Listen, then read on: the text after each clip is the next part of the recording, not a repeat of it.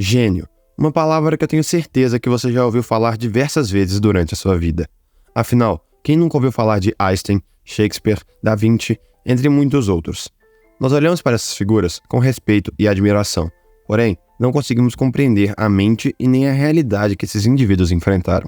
E por isso, eu te pergunto se você já se questionou sobre quais são os problemas de nascer com habilidades inatas. Aquelas capacidades que a maioria não possui, mas gostaria de ter. Se acha que só tem vantagens, você está muito enganado. Em função disso, na análise de hoje trabalharemos com um dos mais talentosos corvos do Colégio Karasuno, e talvez o maior levantador de Haikyuu, Kageyama Tobio, a encarnação do talento e a contraposição com o esporte dentro da obra.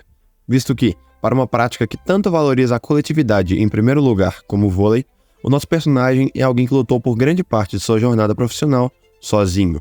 Muito disso vem da falsa ilusão que foi construída ao redor de si, a ideia de que ele era especial em relação aos demais, e portanto, superior.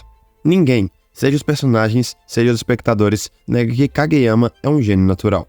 Eles reconhecem a sua habilidade, mas isso não dá direito a ele de subjugar os menos capacitados ou impor seu ego sobre eles. Só para constar, estarei me baseando na teoria das múltiplas inteligências, e não em um mero teste de QI para classificar a capacidade intelectual ou inata do personagem. Pois, no caso de Tobio, a especialidade está voltada para a inteligência corporal sinestésica. Não necessariamente indica que ele tem um QI elevado. Além disso, quero ressaltar que cada um de nós tem experiências e valores distintos uns dos outros, e por esse motivo, nossos julgamentos são completamente unilaterais. Podemos ser afetados pela mesma situação que outra pessoa viveu, mas nunca conseguiremos pensar igual a ela. Podemos demonstrar empatia pela dor alheia, mas não sentiremos o que o outro sentiu. O ponto aqui é que todas as pessoas apresentam uma restrição natural para os fenômenos que as acometem.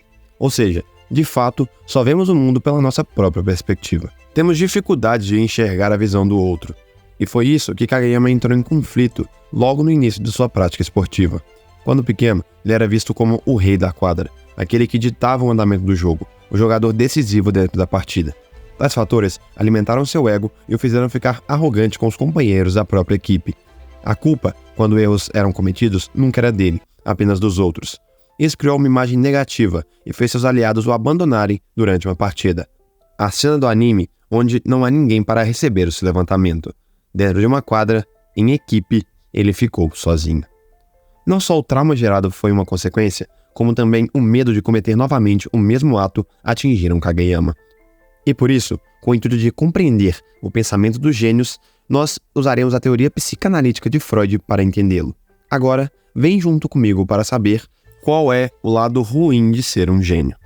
Seria muito simples eu chegar aqui e dizer que qualquer um pode conquistar qualquer coisa. Basta se esforçar e querer aquilo mais do que tudo. Mas não é bem assim que funciona. De fato, talentos nos auxiliam bastante na construção de uma jornada. Isso se seus interesses estiverem alinhados com eles. Quero dizer, de que adianta você nascer com uma mente brilhante para o raciocínio lógico e matemático se essa área não te interessa nem um pouco? Ou, o contrário, você amar aquilo, mas não ser tão apto para colocar em prática os conhecimentos da área de exatas. Em ambos os casos, estamos buscando um rumo fora dos modos padrões, contrariando nossos dons inatos. Eu acredito seriamente que os indivíduos são capazes de conquistar o que tanto desejam, independente do que seja, e isso exige, claramente, um empenho constante e objetivos bem claros.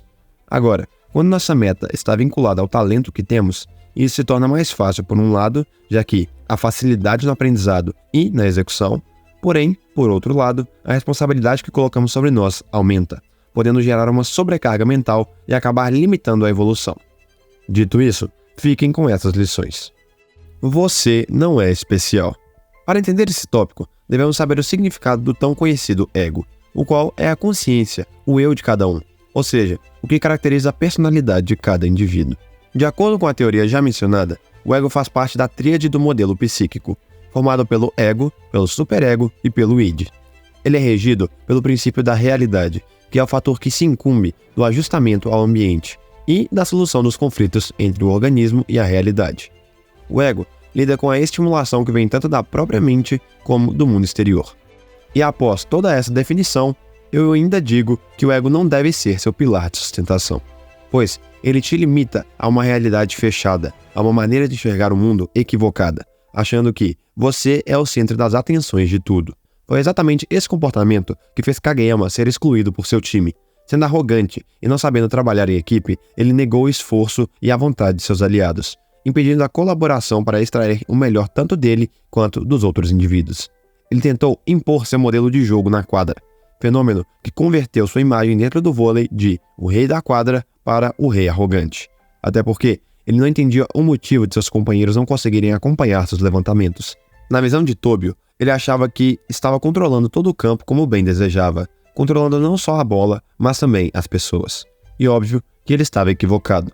Como já citado, o vôlei é um esporte coletivo, e dentro dele, bem como na vida, ninguém quer receber ordens de terceiros. O ser humano, para agir de forma confiante e verídica, necessita ter seus princípios juntos dele, e não o ideal de outra pessoa.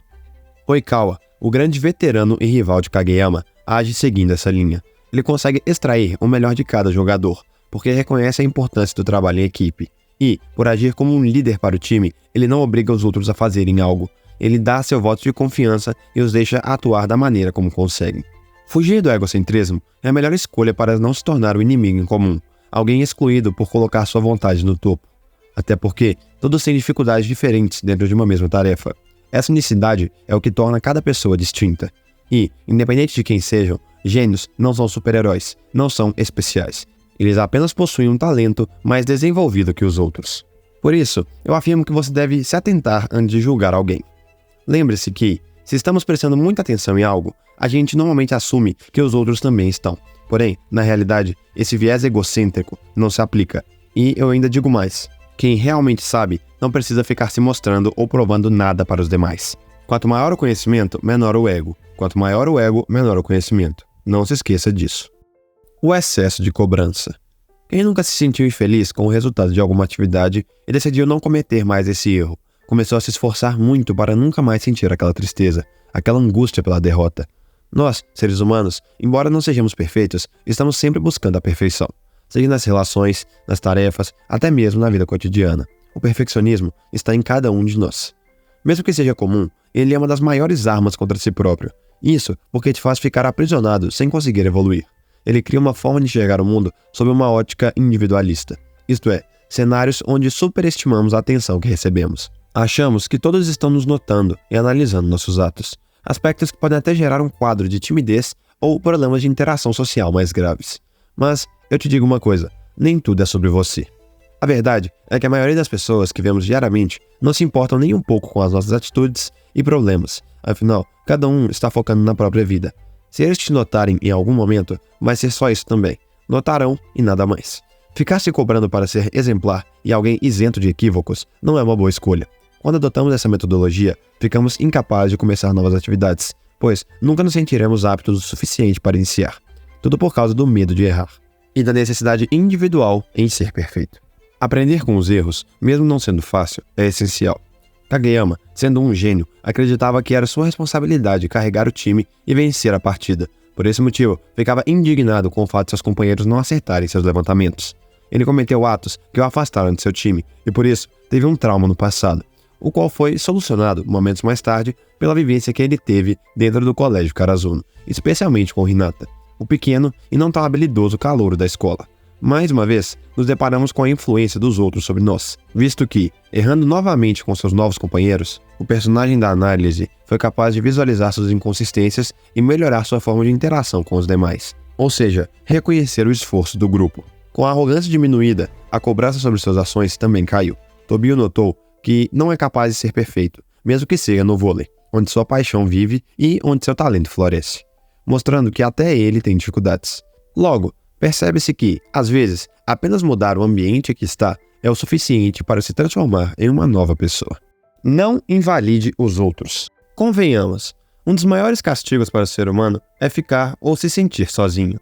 Estar aprisionado em algum contexto ou em uma situação de difícil mudança nos impacta negativamente e nos faz pensar no que fizemos de errado, ou se realmente nós somos ou não a pessoa ideal para determinada função. Afinal, não só os fatos, como também as pessoas ao seu redor, reafirmam o tempo todo que você não é capaz de fazer aquilo. Esse é um emaranhado de coisas que envolvem o ato de invalidar outros indivíduos. Até porque isso pode ir direto contra você. No caso, você pode se tornar uma vítima da mesma maneira como você atingiu outros seres humanos. Da mesma forma como Kageyama, que invalidou aqueles com quem jogou e por isso fundou uma nova imagem, no caso, uma pior do que a anterior, aquela de arrogante e egoísta. Esse ato pode extrapolar o meio físico e social, podendo atingir o lado emocional das pessoas, já que, quando os sentimentos e emoções de uma pessoa são tratados como errados, inadequados ou são ridicularizados, ela tende a se fechar do mundo ao redor, um ato de exclusão pessoal que impede a criação de novos relacionamentos. Com esse tópico, eu desejo impedir que sua mente continue se apegando aos julgamentos que só você tem em mente. Na realidade, é necessário deixar de lado seu ponto de vista e valorizar os demais, pois, enquanto nossos companheiros estiverem aqui, seremos cada dia mais fortes. Portanto, podemos concluir que o gênio do Karasuno é uma ótima representação dos problemas individuais e das dificuldades de interação que as pessoas dotadas enfrentam em sua jornada, sendo relevante ressaltar a necessidade de não deixar o ego te dominar, não se culpar extremamente por erros e não negar o esforço dos outros.